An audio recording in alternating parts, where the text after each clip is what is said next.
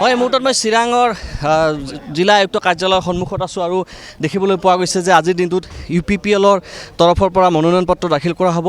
খাম্পা বৰগোহাঁইক আমি দেখিছোঁ, তেখেতে ভিতৰত প্ৰৱেশ কৰিব আৰু দেখিবলৈ পোৱা গৈছে UPPLৰ প্ৰায় 3গৰাকী আজি প্ৰাৰ্থী ইয়াতে মনোনয়ন পত্ৰ দাখিল কৰা সম্ভাৱনা আছে।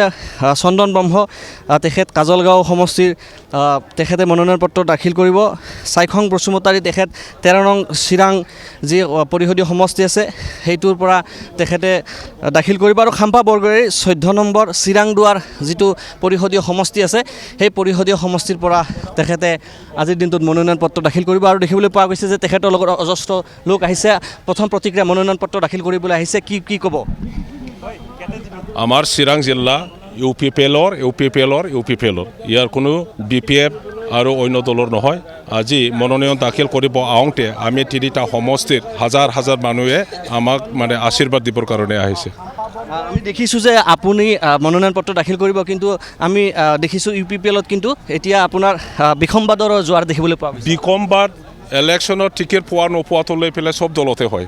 আপোনালোকে দেখা নাই এই কাউন্সিলৰ টিকেট নোপোৱা কিবাটো ইছ্যুটো লৈ পেলাই BJPৰ গুৱাহাটীৰ হেডকোৱাৰ্টাৰতে কেনেকুৱা ঘটনা হৈছে সেইটোতো আপোনালোকে জানে, আপোনালোকে ৰিলি কৰি আছে। চাংগ্ৰাম ব্ৰহ্মই কিবা এফেক্ট কৰিবনে আপোনাক? একো এফেক্ট নহয়, তেখেতৰ লগত যি আছে এইটোৱে আছে, ৰাইজৰ লগত কোনো সম্পৰ্ক নাই। তেখেতসকলে আগ্ৰামা মহিলাৰে আপোনাৰ বিৰুদ্ধে একো নাই, এইটোতো মোৰে দেশ। তাতে হাগ্ৰামা আহি পেলাই কি কৰিব? ৰাইজেতো হাগ্ৰামাক নিচিনে।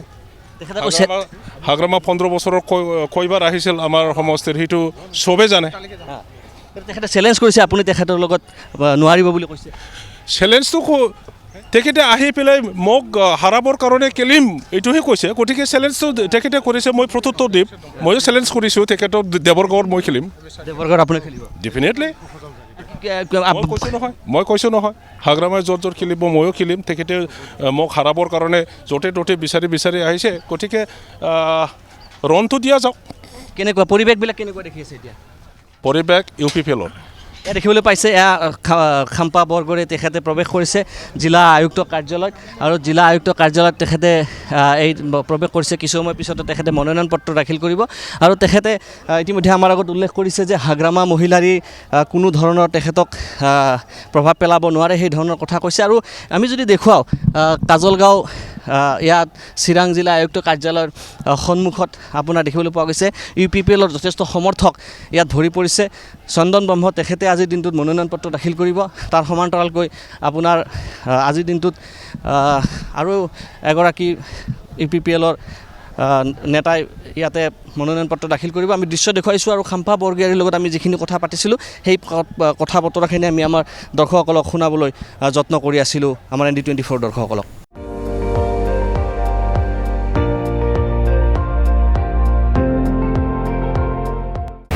আপুনি চাই আছে ND24, সৰ্বশ্ৰেষ্ঠ নহয়, সৰ্বোত্তমৰ দৌৰত।